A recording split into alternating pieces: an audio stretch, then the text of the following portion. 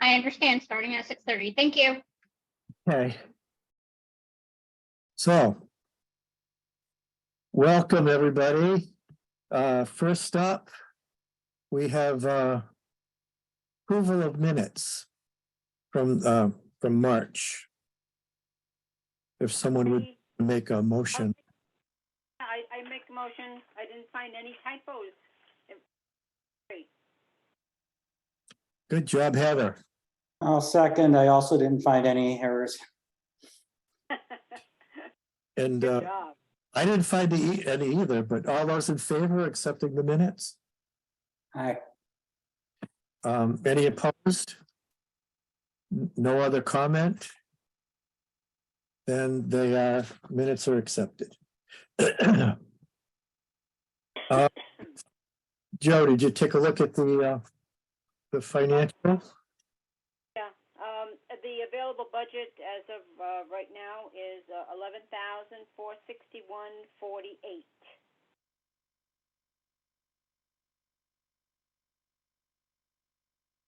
Okay, and everybody did get that in email, right? Yeah, last month there was some kind of an issue. Paula had sent it to me and it went to spam. So. Going on, yeah, I don't have an official report. It'll just be covered in the on the rest of the agenda. Update on businesses in Thompson. You got the notices. We had 3 new ones: Century Tool in Thompson, RSS Wood and Fabrication in North Grovenadale, and Tri-State Property in Thompson.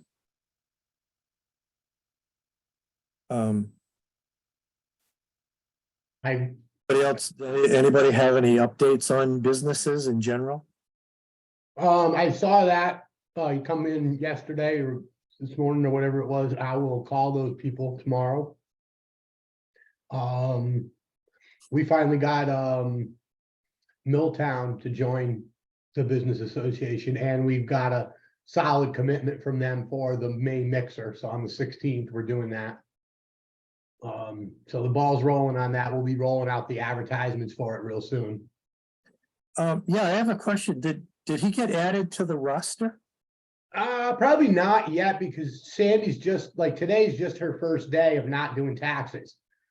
So she's not. A quick look before the meeting, we still had 63. Yep, that's probably right. So that's happening, and there was something else about another business. Oh yeah, and then Olivia, marketing, Ally Mac marketing, they're going to be, she's definitely going to be joining, and she's going to be taking over the social media for us, because we were trying with Stephanie and that wasn't working. So and Ally's the one that does it for my business. She does a fantastic job, so I'm excited about that. Cool. Yeah, the other item, TBA membership, as I said, it still shows 63, but Milltown will be 64. Yeah. And the other, well, after our meeting last week, we normally go to a business, and we went to Milltown. I think we kind of shamed them into finally joining after 12 years. Yeah, well, I did exactly what I said I was going to do in that little video. We sent him the video, and then I showed up for lunch the next day, and I was like, so he sat down at the bar next to me. His daughter was there. They got out the checkbook. She's like, wow, you're actually getting him to commit to something. So. Well, I was the one in the background saying, "Man, thanks for joining." Oh, wait. Yeah. But anyway, we're still moving along, hopefully trying to hit 100. Yep. Citizens' comments, I guess we're set with that. I don't have anything under old business. I didn't slide anything in. Does anybody have any suggestions for new business? I have everything under progress reports.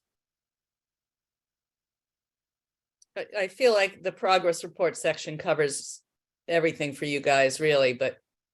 Yeah. Yeah, that's what I thought. I mean, we keep them as placeholders, but everything's been covered, I think. So coming down to progress reports, grant applications and updates. Take it away, Tira. All right, I will go through in order of how they appear in my grants folder, which is a little bit random in terms of importance or lack thereof, but so for the 65 Main renovation grant, obviously we've had those funds in hand for a while and we've been waiting on the construction documents. I just got the 100% construction documents Monday or Tuesday. I feel like it was Monday. Now Santos has been away. He and I have to go over those. And then for all intents and purposes, we're acting as GCs on that project and we're going to bid out the components of it. Brian thinks that that is the best way for us to control the costs most efficiently, as opposed to just giving the whole job to one contractor who then does the GC and sub out work. I'm very much taking Santos's word on this, and it makes sense to me too. So that is where we are with the way we can't access the Reno grant, obviously, until we go out to bid and start the project. But, you know, we had a total of 24 months on that. So we've got plenty of time.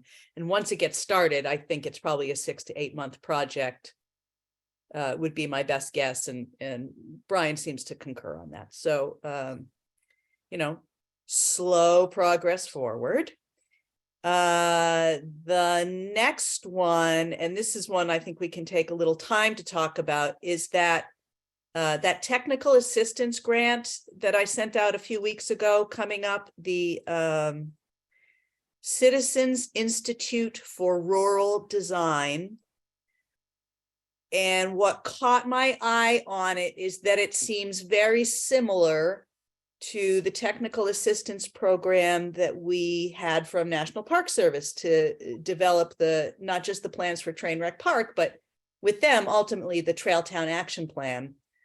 And, you know, that's one that I almost didn't apply to, but I would say we got very, very high value out of in terms of being able to leverage the reports and side projects that we did that into actual monetary awards. So I think we have that potential here. Now, this thing is due in two days.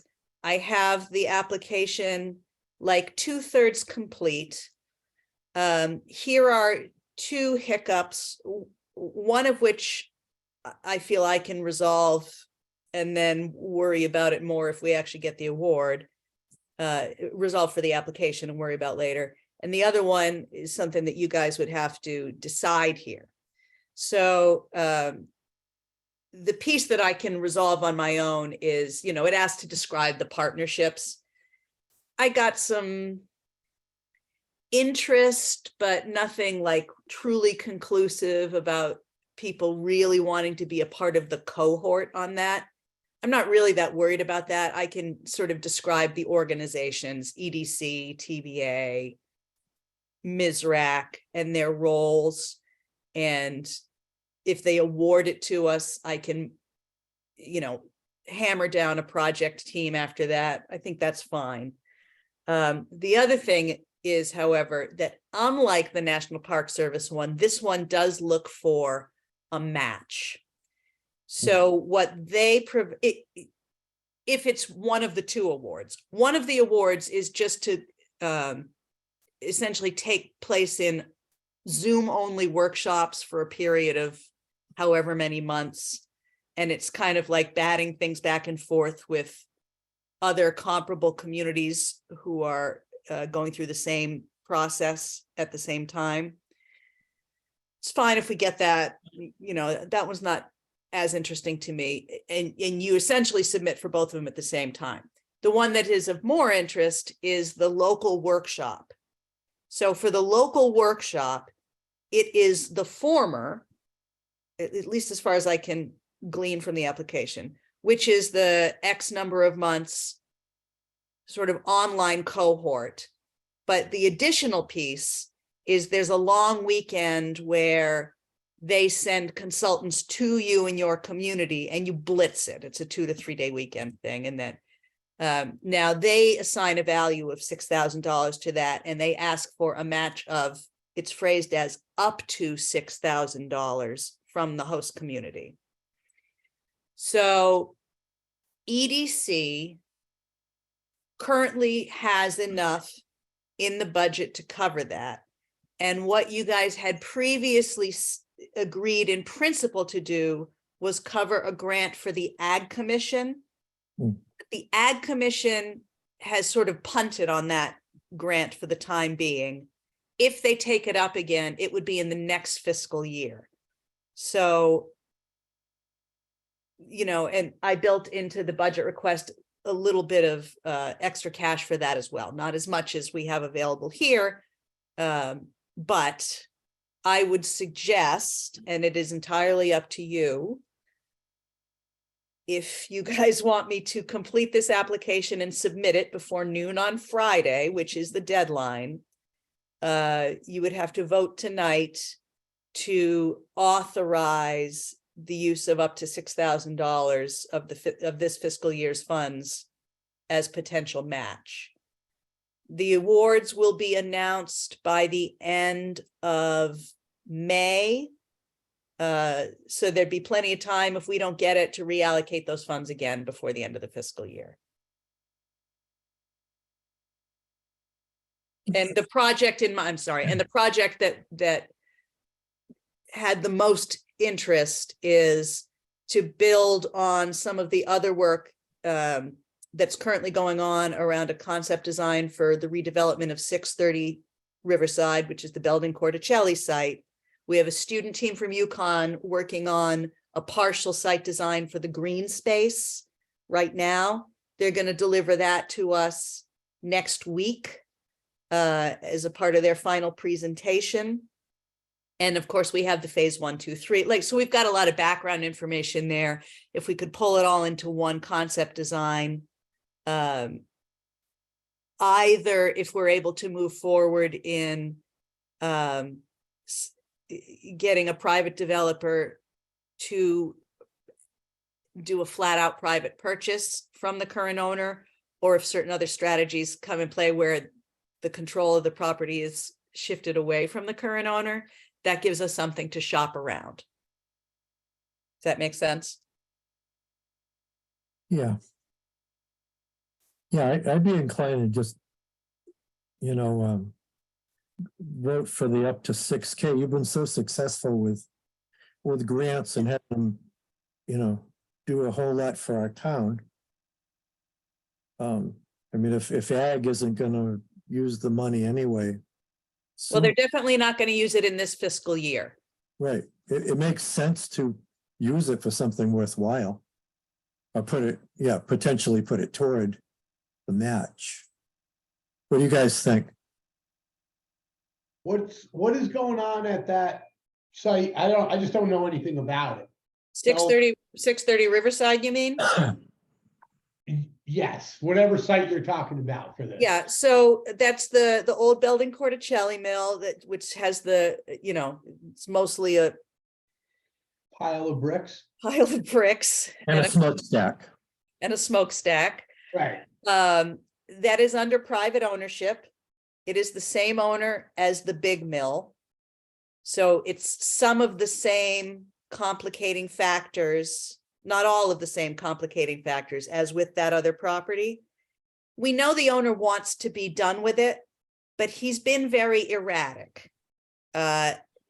He got really mad when it was taken off the tax sale last year, but we took it off the tax sale because that's high risk for the town, because without understanding things like the Transfer Act, somebody who thought they were picking it up for a bargain would get caught in the same vicious cycle, yada, yada, yada. So there are some potential strategies which on a public recording, I wouldn't want to go too deeply into, by which we may be able to move the needle on that, to shift the property away from the current owner. Now, we wouldn't want to go that way unless we had to.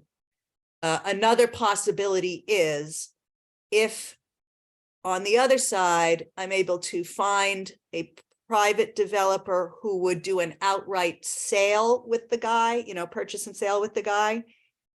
And we presented that private developer with this concept plan that essentially saves them some background work of, doing the market studies and finding out what the town Oh. wants. And so it gives us a few types of options if we're able to get that property moving forward. So the money, the $12,000 would be for developing a marketing plan for it, like coming up with some strategies that would entice somebody to buy it and develop it. Yes, in essence, but it's leveraged into a very specific program, which is a technical assistance grant, which is a creative placemaking design thing. So it's a stipend to the consultants who come out for the long weekend workshop. The program puts in $6,000 and they ask for up to $6,000 match from the host community. So it ends up being a total of $12,000. But in essence, yes, it's to develop the marketing plan through this intensive workshop, plus another series of meetings which are online as opposed to on the ground locally. So what is the idea that, there is no idea yet? We're gonna spend $12,000 to come up with an idea, or we already have an idea of what we wanna do there? It's a little bit of both. There have been ideas over the years. The thing that the Yukon kids are currently developing is a very discrete portion of a concept design, not for the total use of the site, not for the developable portion of the site in terms of being able to put a building on it, but in the areas that can't be developed, that have to stay either as green space or whatever, essentially like recreational space, low impact development drainage, the kinds of things that don't involve building a building, right? So it's a portion that we can take to, again, a future developer and say, look, this problematic part of the site that you can't develop per se, here's a concept that we've already, started with that can give you some background work. But then the development of the concept for what the site actually gets used for example, is it apartments over storefronts? Is it, I'm just trying to think what else is it is it an all sort of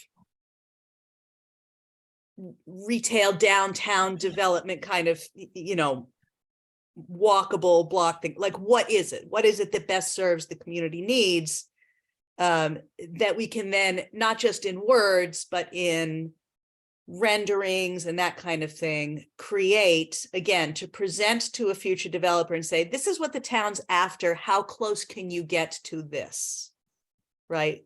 While still, making sense with your larger plans. So it's creating priorities and ideas for how to use the site. Okay, cool. And Thank like you. I say, some of those ideas have been talked about and batted around for years, but none of them have been put into, this is what we want, this is the plan. Gotcha. Yeah, we even had suggestions to move the town hall there. I don't remember why, but some people Fire had thought that. Yeah, there were, and they're not bad ideas, like all things being equal, the public uses. The problem with public uses is always the same. You're talking about turning a taxable property into a non-taxable property. So, and I was one of the early ones who was like, oh yeah, we should move one of the fire departments there and they can use the tower for training and blah, blah, blah.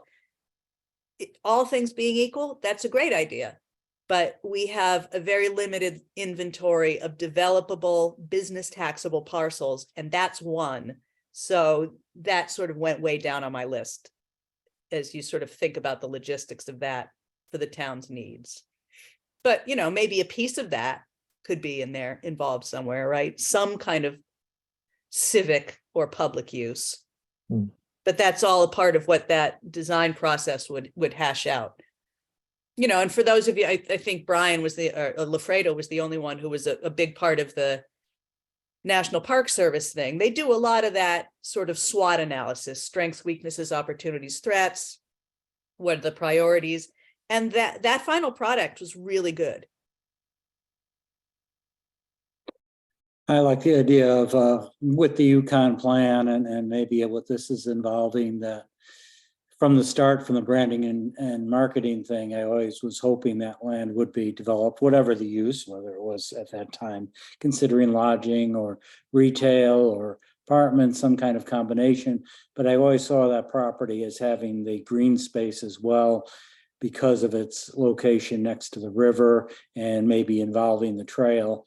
So I think having some kind of plan, like Tara says, that this is what the town envisions, might prevent someone from just coming in, plopping a couple of buildings down and asphalt and say it's done. This could give us something that is a little more livable, a little more fitting with our outdoor themes in town, that we have this kind of idea to incorporate with whatever's going to go there. Yeah, that sounds great. And Tira, what about, like, you just said lodging, and wasn't there a lot of talk about that when we went to that, well, you guys were all there, the commercial real estate. Commercial realtors. That's something that's always been kind of talked about for this area, right off of 395 there. It's the bottom of the hill. Yeah, and that's been mentioned before. Lafredo in particular has repeatedly mentioned lodging at that spot. Now, as you know, I live, about spitting distance from the site. This is my thought about lodging, and this is not to eliminate it, but there's a train that runs right behind it. So to me, that decreases its appeal for anything that you would want to think of as premium lodging. Now, maybe premium lodging isn't what we need, and we just need any kind of lodging. And maybe that's the direction it goes in. So at this point, I'm not saying yes or no, eliminating any one or more uses. I think if we pursue this, are awarded the technical assistance package and do the workshop, then whatever comes out of the workshop, is that community on the ground developed idea that we then sort of embrace and move forward with, whether it be for other grant funding, shopping around to developers, however it plays out, we will have that as a marketing and promotional tool, and maybe even an actual development tool. As far as the lodging, Dan, that goes back to one of the needs cited by the NECOG study in the branding and marketing. It doesn't have to be that area. My thought of that area was basically when I moved in. It's like, well, if we're going to develop the mill, why not have this as the bookend to the mill, which would encourage the retail, the home businesses in between, places for people to stay. And I still see a need for it in the town or in the area, because again, you're developing a mill with 1 and 2 bedroom apartments. You're developing St. Joseph's School, which are 1 bedrooms. So these people might be moving in and having people that want to visit. Where do you put them? But again, I get that Tara's mentioned the train concern. I see that. Definitely there are some, if somebody even wanted to come here, and then nobody necessarily wants to come here, they'd be inquiring right now. That would be a deterrent, possibly. Then again, I look at the closest lodging is probably the ones up in Auburn, and they're sitting right next to a highway. So that isn't necessarily a concern for most lodging. They're more concerned about visibility, getting to and from, but there are other locations. I think a great location, it's privately owned farmland right now, would be right up on Thompson Road, at the top of the road, East Thompson Road, going down to the to the racetrack. You've got that flat land up there. It's accessible from 2 or 3 exits. It's right down the road from Thompson Common and all the wedding facilities and Anya. It's a major road. It's closer to Webster. It's a beautiful spot, but it's also privately owned land, and whether or not someone wants to develop there or someone wants to sell that land is something else. So, I mean, I will also say, and again, because it's on the public recording, I don't want to go into too much detail. There is also a potential lodging development that's going to be proposed by somebody who already owns a property in town. He is not ready to bring it forward, so I don't want to get like caught up in somebody quoting it or, you know, later on, but it is in play. So it's not just you guys thinking of it. There are other people thinking of it. Now, you know, which thing comes to fruition, we don't know yet, right? So right now we're just talking about this one thing, this one site, and maybe that is the direction that we choose to go and pursue. You know, the whole point is to gather a cohort, work on the problem together, and come up with something desirable that's based on identified needs by community members. Joanne, do you have any thoughts? Not necessarily. I mean, I'm what with everybody else. As long as the money gets spent wisely, I don't know if will we get a written proposal after spending that kind of money with a Well, you only spend the money if we get the technical assistance award. So whatever the final product is of the technical assistance award is the results of your spending. And just to, as long as we're thinking of it, give me a second and I'll just pull up the Trail Town Action Plan. Just by way of example of what we got out of the last technical assistance thing from National Park Service.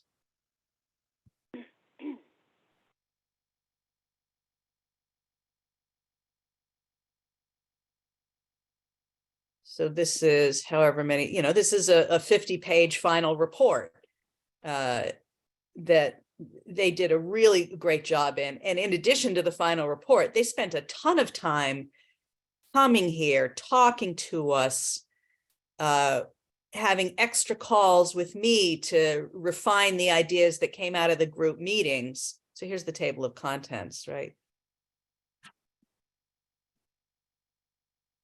And I use this to support grant applications all the time. I don't even care if anybody else reads it. Once they see that it's a 50-page report that we've put the time and effort into, they know that we're serious, right? This could almost be written in lorem ipsum for all of the, whether people read it or not. The point is we've shown the effort and demonstrated a commitment to the ideas.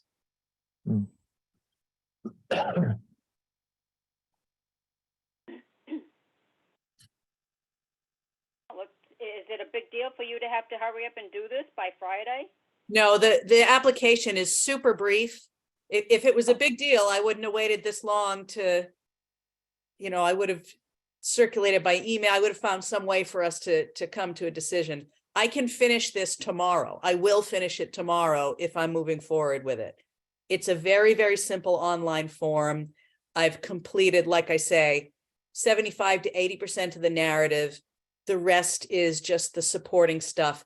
I would probably be soliciting very quickly some letters of support, maybe one from Dan and one from Yacino as the chairs of TBA and EDC. And I can probably reach out to Steve Lewis as a member of MISRAC. I mean, you know, it's up to 3 letters. This isn't one where I'm soliciting like 9 letters from all over the universe for a big major ask.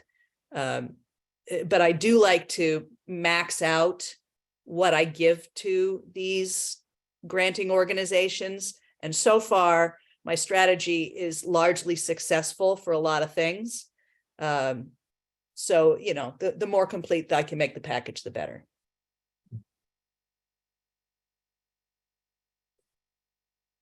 Okay, The whole idea of it is exciting, actually, like just to think of that there might actually be hope for that eyesore now. So if you want me to do it, I guess you need to make a motion to commit the funds. I don't think you need to make a motion for me to finish the application. I think the motion to commit the funds is the trigger I need. yeah, if someone wants to make a motion to commit up to $6,000 matching funds. I will go ahead and make the motion, the detail of which, again, who you'd have to supply there for where those matching funds go. But I would make the motion that we put aside the up to $6,000 for use in this particular grant application. Yeah, so Heather, for the minutes, the program is the Citizens Institute for Rural Design Technical Assistance Award. Thank you. Yes, that one. I'll second it. Okay, Dan seconds. Do we have any more discussion? Yep, I'll second it. Dan beat you to it. We have a couple of seconds. All those in favor? Aye. Aye. Any opposed? Okay, so we will hold aside up to $6,000 for the Citizens Institute on Rural Design Technical Assistance Program. Yep, and according to their document, their application guidelines, they will be notifying by the end of May. So before the end of the fiscal year, you will know if those funds are going to be committed or not. Okay, yeah, and it doesn't mean we would use the whole six either, even if it got accepted. Theoretically, that is true. It just, the way it's phrased is up to. Yeah. Okay, Okay, so moving down the line, none of the rest of these are as complex in terms of this discussion. CT Dot has reopened the Community Connectivity Grant Program. I will be submitting to that. It's got a July deadline, and that is for the wayfinding system. You know, we've already had it designed, so I'm just, I have a partial budgetary update from Graphics Unlimited. I need to do a little more work on that before I submit, but that will be a very simple one. I think we have a high probability of award there. A big one that is coming up, the program's gonna open on May 1st, and I'm attending a webinar on the details next week on Thursday, I think, is the Community Investment Fund. I believe this is through the Department of Economic and Community Development.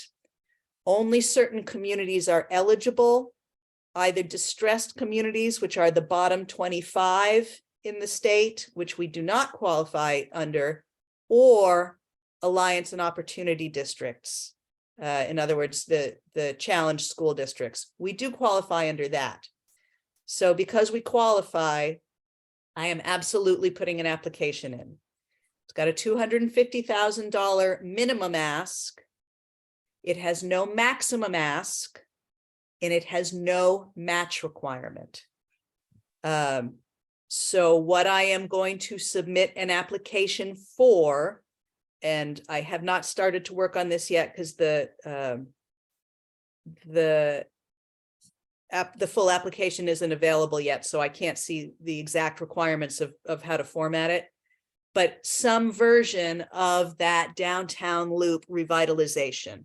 So in my mind, it's going to be an ask for the funding to, Ken's coming in, the funding to do the construction for the full depth reclamation of the road surface and the sidewalk repair for Main Street.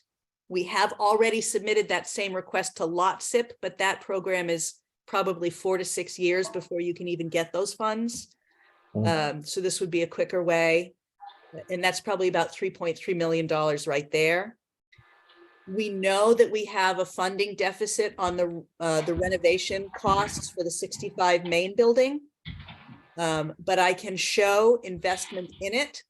So even though there's no match requirement, when we show that, for example, we've already funded the design for the road surface and sidewalk, and we're already sinking federal money into the 65 Main project, that shows investment. That is very favorable for this kind of program. There's probably a couple other things I'm going to look at in there as well that are sort of that loop based. Probably the Swanson Park upgrades that we've been talking about, which is the little park across the street from Milltown Grill. So I'm still conceptualizing that stuff, but I'm figuring that's probably between $3.5 and $4 million of ask. That would be a huge one. I'm sure it's going to be highly competitive. So who knows if we'll get it, but I know I can write a good application. So I don't know what the due date is on that yet because the actual program doesn't open until the 1st. But since it's opening on the 1st, I'm guessing it's probably due in July or maybe even August, but that's a guess. That's going to be a big piece of work for me. Let's see, I'm going down my folder. What else is next? DECD Brownfield grant that was awarded February of last year.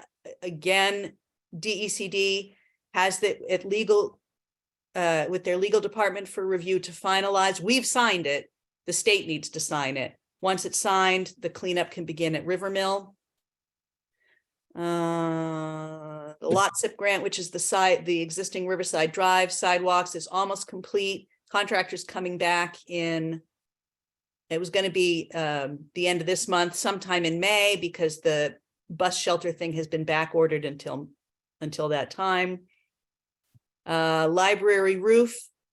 I'm waiting for some answers back from the state to make sure that they concur with our choice of contractor. Assuming that they do concur, we're going to award it within the next week or two, and then that project to re-roof the library will be underway. The other grant that's in play for improvements to Swanson Park is the T-Mobile Hometown Grant Foundation. It's a private foundation. Grants are up to $50,000, no match, but again, highly competitive. So maybe a long shot, but certainly worth taking. That's due on June 30th. And then the last one is the programming grant from USDA for 65 Main. Similar to the Brownfield grant, our contract has been signed by us, and now the Fed has it to countersign. Once we get that back in hand, we are off to the races, ladies and gentlemen, and we will be starting that programming process. I've followed up with both of those pending signed contracts this week. I just get the same answer. You know, it's with legal and we're working on it. So we just have to sit tight. But that's my grants update. It's exhausting. So what do you do with your spare time? Yeah. I sleep. What else have you done? I don't know. I'm not busy enough, Joe. Yeah. I'm just gonna say though, that's positive news that you have an option that might get the Main Street repaired sooner than we had talked about before. Yeah, I mean, I'm hopeful. I'm hopeful. You know, all of these programs are super competitive. Any one of them could succeed or fail. What I know is that I write a good grant. But there are other people who write good grants as well, and they all have needs. So to some extent, the rural communities are disadvantaged in these processes because they're supposed to show, you know, strong economic development potential. What's strong potential for us doesn't necessarily look as much like strong potential to the state when you compare it to a Bridgeport, you know, certain areas in New Haven, but we are a qualifying entity. So, you know, if they're looking at it in terms of its impact within the region, as opposed to just an aggregate dollar amount of impact, you know, we've got a reasonable chance of success. And we're way cooler than Bridgeport. People from Bridgeport might disagree, but I like your way of thinking, Dan. All right. They do have a circus museum. I mean, you got to give them that. Seaside Park and Riverside Park, same thing. That's right. That's right. We have Thompson Speedway. That's true. That's true. Okay. Let's move on. I still have website notes up here. The only thing I notice is we don't really use our calendar well on the website. There's really never anything on it. I would suggest that that's partly because we don't really have a social media intern anymore. As you know, I've made some proposals about how to adjust that going into the next fiscal year. So once the budget passes or doesn't pass, but let's say passes, let's be optimistic. Then that person, instead of being a student intern, would be a part-time employee under me. And we could establish things like, these are the things we want you to do in your time dedicated to us: social media, calendar updates, press releases, all of those communications issues. Well, it's just in general, because I talk about this a little later on, but the kids are doing a cruise on Saturday, the high school kids, because they wanted to do some community project and they want to collect money and benefit town fire department. And the school doesn't have it listed. It's not listed on the town website. I had sent a message to the local, classic car guys, including Ken, who's on. And I couldn't even remember if the original flyer had said where it was, but it does. It is at the school. Yeah, I mean, I couldn't find it listed anywhere in our town, so that I just thought that was odd. Well, the calendar, Well, not on the school calendar either. yeah, so the calendar is kind of, to me, because I'm looking at it right now, since you mentioned it, it's kind of buried, right? I mean, it's on the homepage and there's the tab for community events. So you click to the community events, there's a picture of the calendar, and then underneath, yes, there's a link to community calendar event request form, but it doesn't really jump out at you. So you have to be looking for it, you have to find it, and then you have to use it. And somebody in the hosting organization has to take the initiative to do that. So if nobody, and it's not like you can enter it in there and it automatically populates. The town reserves the right to be the editor to make sure that it's an appropriate ask. Really, they're just looking at it and saying, yes, there's nothing inappropriate here, and they're clicking through. But again, without a social media intern or a communications intern, there's nobody soliciting content. So the function exists, but if people aren't using it, I don't know, the state has the same problem with the CT visit thing. You can enter your events in there through kind of a clunky platform so that it appears on the state's tourism site. Hardly anybody uses it unless they have an employee who's dedicated to sharing their events in all of the available fora. Now that I know that's an option, I'm using it right now. There you go. The main mixer on there. Perfect. I mean, I don't even think about it, and I work in town hall.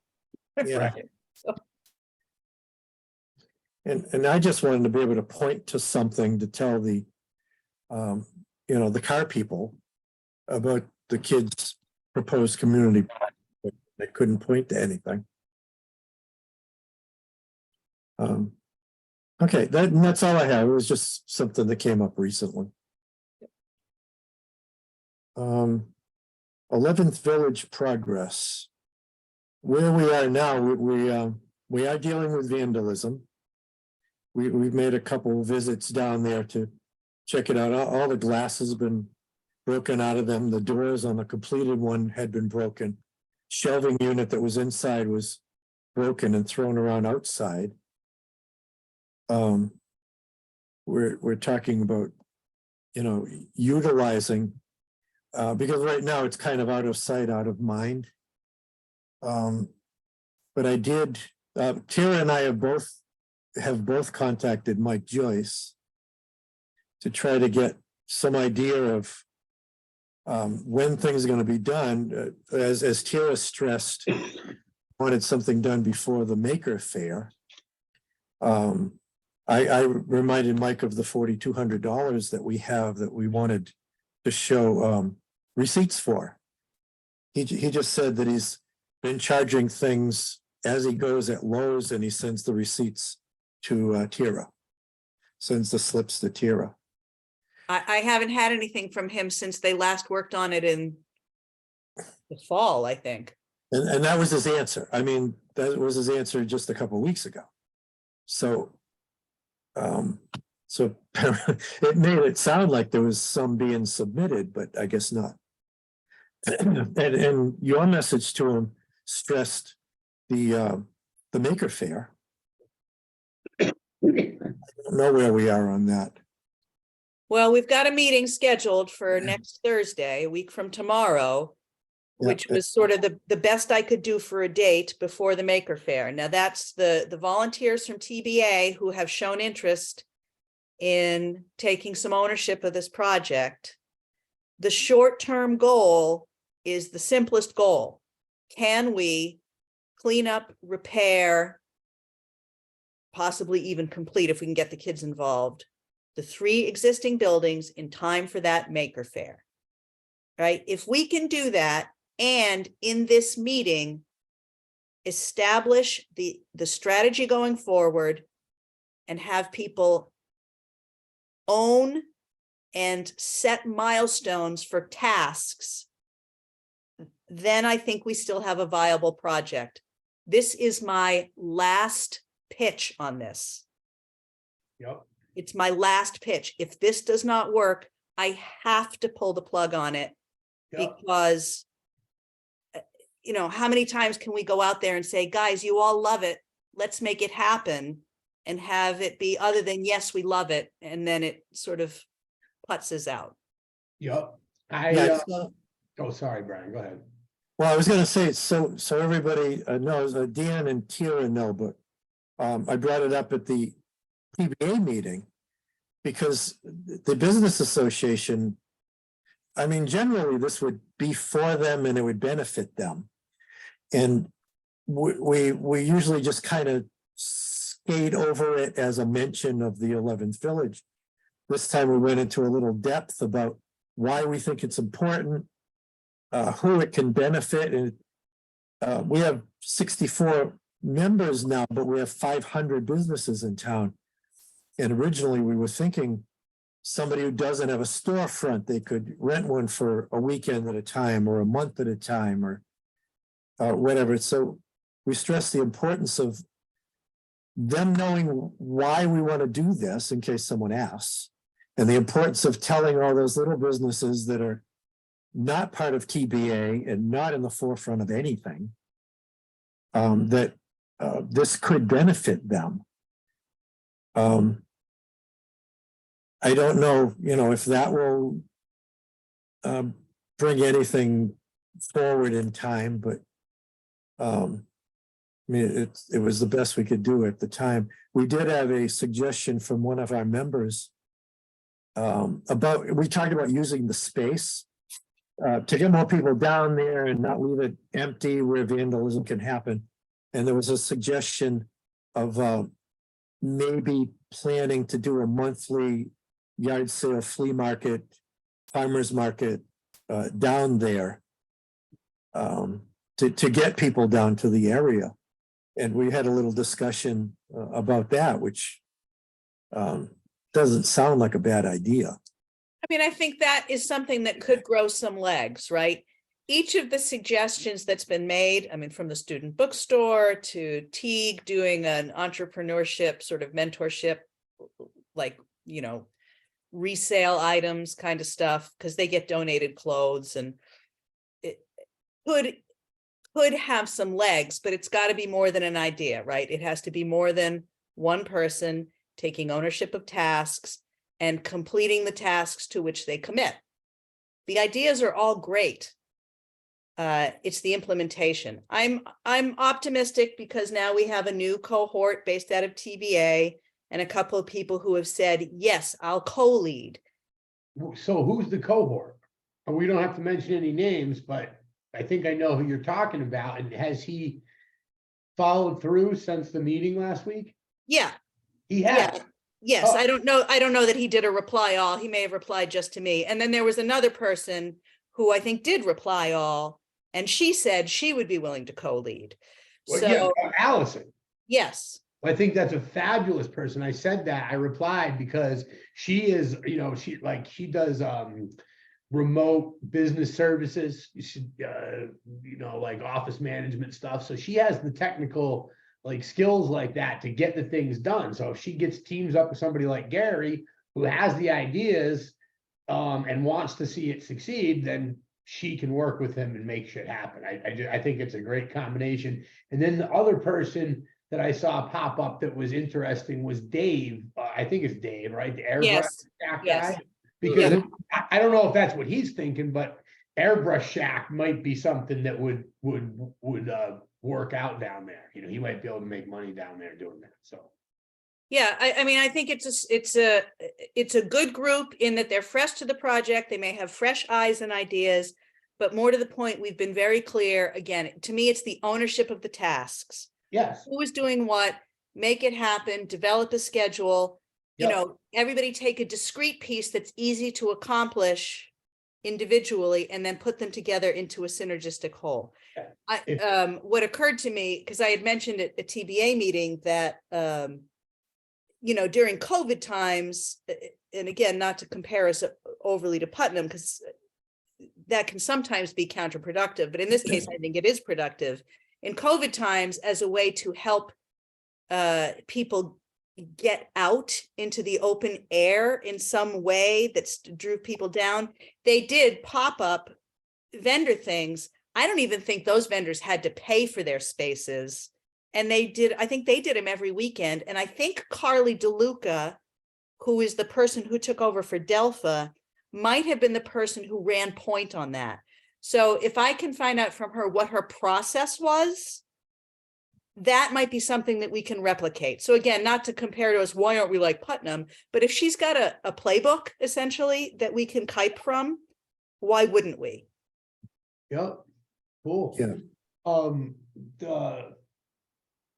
I just wanted to say this. I know that it's more about finding, the project needs a leader for sure. It needs somebody, and hopefully, what's his name is going to take the bull by the horns and actually do it. That'd be fantastic.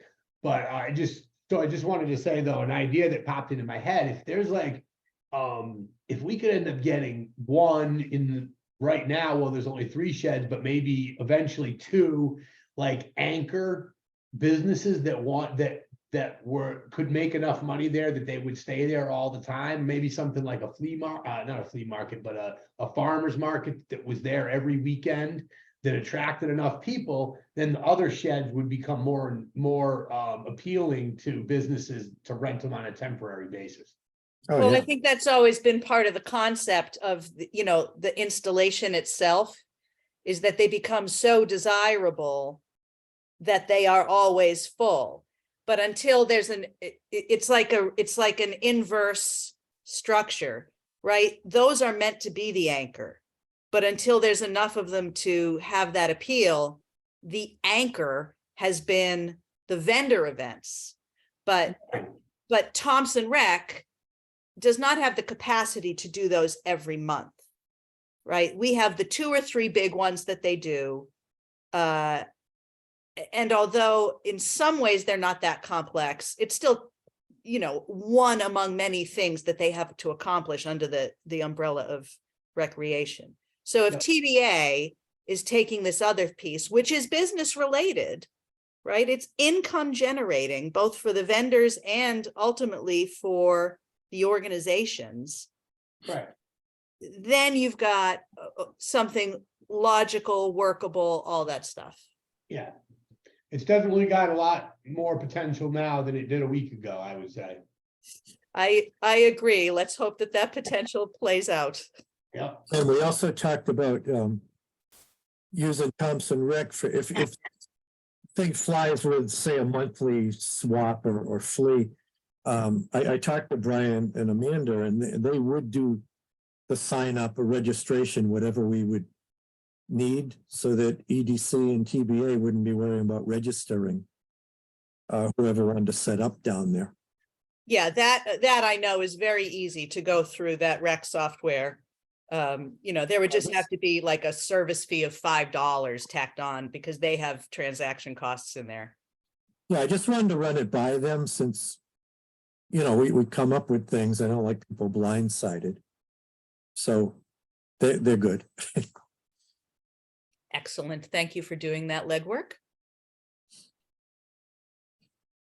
So yeah, anyway, next week, Thursday, we'll be meeting at 4:00. You said meet at the town hall, then go down there, right? Yeah, just in case like there's weather, right? So let's just establish that we're meeting at town hall.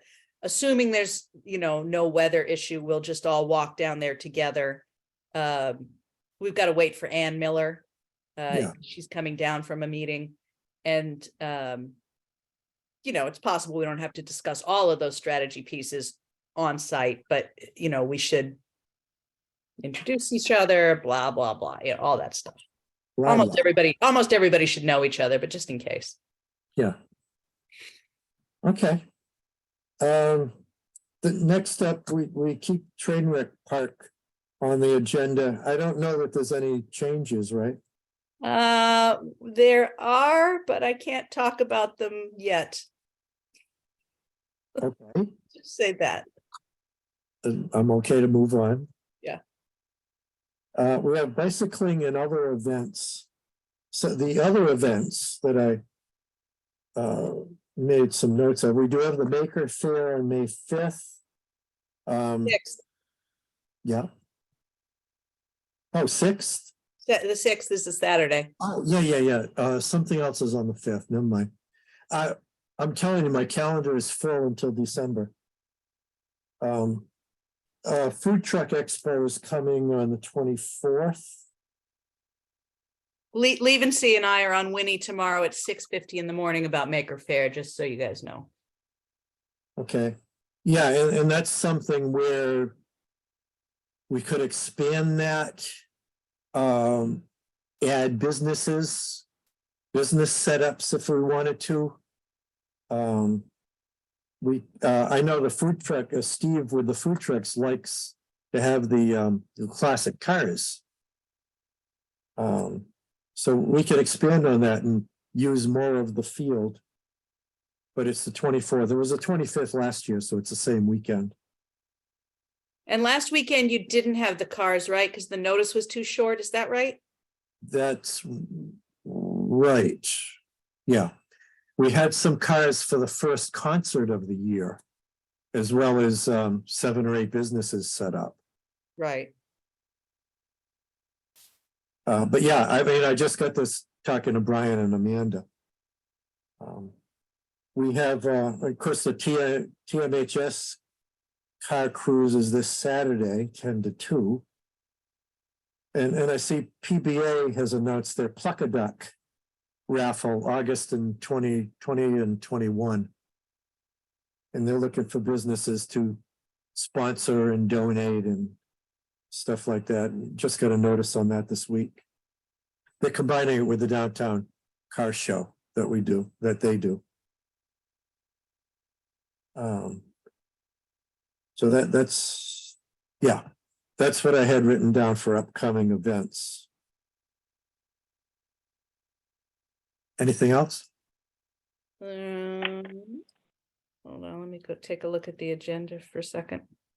I mean, other than, of course, we have the commercial real estate Oh, yeah, we skipped over that on the agenda. So, Oh, yeah, I missed it completely. yeah, I got back in touch with Bob Fournier today just to make sure we're all okay. We are still all okay. Oh, yeah, and I didn't hear back from him. I did send him an email.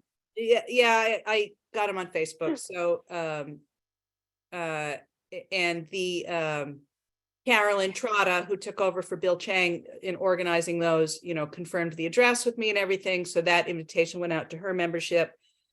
She'll give me a head count, I assume, a couple days ahead. So we, EDC, are going to be responsible for the refreshments. So again, I'll need a vote to authorize a certain amount. I'll put it on the P card, my department card, and get stuff. And then we're going to meet there. So we should put some thought into what we as an EDC are going to talk about in terms of discussing the marketing of Main Street. What I've proposed to them, and assuming that we have good weather, obviously this does not happen if it's gross and rainy, is that, we're going to have the meeting and then we're going to do the little walk up and down Main Street to say, here's 65 Main, here's St. Joe's, and this is going to be the apartments, and here's Superior Bakery, which once it's completed is going to have that office space for rent, just to give people an idea of the potential. Probably walk all the way down to at least sort of look at the big mill from the outside and say, consider this as this moves forward. There's going to be a total of 36,000 square feet of retail involved. The first phase will be 10,000 square feet of, I shouldn't say retail, 10,000 feet of mixed use, like non-residential space. That's going to need tenants and people to make proposals. I can always connect somebody with Gumpert over that. So that he can start those negotiations. So those are the kinds of things we want to point out. But as members of EDC, right, it shouldn't be just me doing all the yapping, which I do tend to do. What do you guys want to talk about? What do you guys want to bring to them? You guys did a great job last year at Lord Thompson Manor of each taking even just a couple minutes and saying, these are the things that are important to us that we think are of interest to you in your professional capacity. So just keep that in mind. It's already 7:30 here, so we're probably not going to figure that out here, but we can bat that stuff around, in email. I think that's fine. But we need to do that soonish. When is that Yeah. meeting? It's next week, right? No, it's the first Tuesday in May, so it's 2 weeks. It's what time? It's May 2nd. It's the morning. It's 9 in the morning. Well, 8 in the morning, I'll be there. So Oh, if you can't because of work, Dan, that's totally understandable. I might be able to do it on May 2nd, actually. I was thinking it was May 8th, the following week. Well, yeah. It's May 2nd, and the following week I'm actually on vacation probably, so it's definitely not then. Right. Okay. Yeah, I'm gonna write that down. So we would tell them, talk about the Belding site too then, right? We can. I mean, we're not going to walk down there, but we No. can certainly talk about it. Right. We can talk about whatever our priorities are. Cool. All right. Where is it again, Tara? Jill and G's. The Oh, former Jill and G's. Mentioned, but because the business was closed, I wasn't sure if it was still going to take place there. Yeah, I mean, everything that she had in there, Bob actually owns that. He bought that, so it goes with the space. I think Rachel Johnson has the lease listing. Yep. So it's all intact. I mean, we're not going to be using their kitchen. We're going to be bringing stuff in, but it's all still nicely set up. Bob actually is at some, I think it's like a funeral directors association meeting or something that morning. But he's going to have somebody, either let me in or give me a key. And obviously we'll have to tidy up and leave it at the end. But yeah, we're all set. I've confirmed with him twice. Where are you going to get the goodies for it? I am probably gonna go to the place that took over Victoria Station because, you know, Dunkin' Donuts is not good enough for an event in Thompson. We had Lord Thompson Manor last year. I'm not going with drive-through donuts. No, I was thinking of Renee's. Oh, is that the place? That's also in Putnam. It's a catering place, right? Yeah. Yep. Yeah, I've not been there. I'll go wherever you guys want. I just need you to authorize the funds and I'll take care of it. How much do you Well, think there- we need to authorize, Tara? I don't know, whatever it is, overestimate and I'll underspend. How about if we put it up to $200? I think that's fine. Yeah, because how many people are going to be there? They've been as small as 10 people and as big as 20. Yeah, I think, thinking- you know, we have a larger group who's going to be there. So we actually add to those numbers if we're all there, which is fine. You know, a big group is a cheerful group. But I would say, you know, estimate 12 to 15 plus us. You said the 8 AM, May 2nd. I'm gonna get there at 8 AM to open up. They usually start filtering in around 8:30 and then the meeting starts at 9. Okay. Yeah, and I plan to be there about 8 too. We can talk before then too. Yeah. So somebody want to make a motion to approve up to $200 for snacks? Yeah, I will. Somebody second? Brian said. Second. All right, all in favor? Aye. I Don't get too enthusiastic. Okay, so. Yeah, and if it passes, so that should get us a good. Selection of something. $200 on pastry. I'm definitely coming now. Well, I know when we were at Lord Thompson Manor, a lot of that stuff didn't, I mean, he had a lot of stuff and it didn't go. Yeah. We didn't run out of food over there.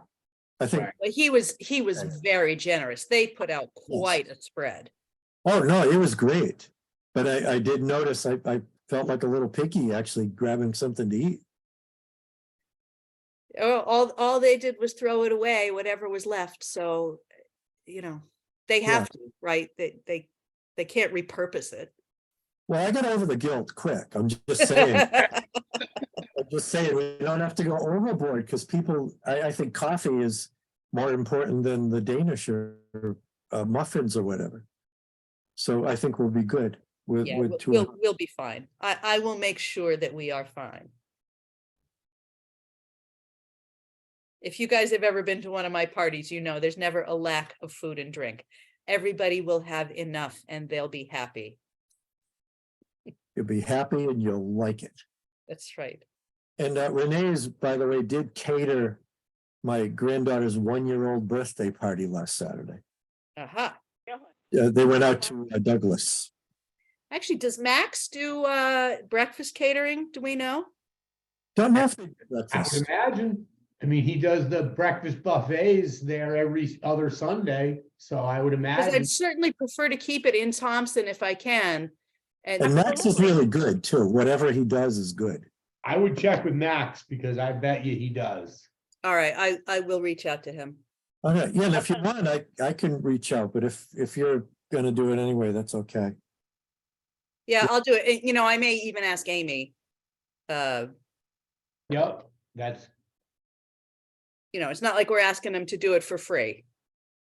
Yeah. Okay,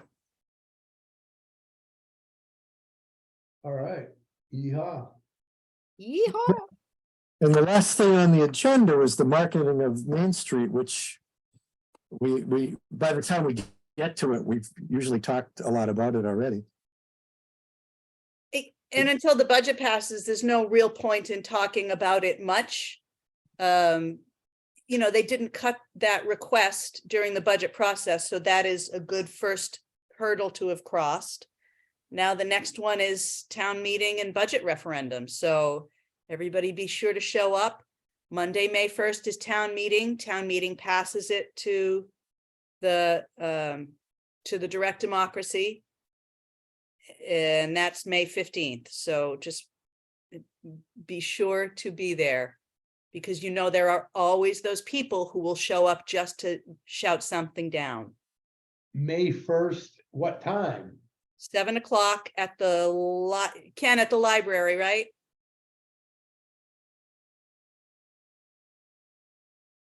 Yes, that's correct. I land in Boston coming home from Florida on the 1st at 4 p.m. So we'll get into town just in time. There you go. Okay. So that finishes our agenda. Do we have any other comments by commission members? Or items for next agenda? Ken, you came late, it came in late. Was there anything you wanted to talk about? No, I don't have anything. I just happened to be home at the right time and saw that you guys were meeting, and I wanted to catch up with you to see where we were at and how we were doing.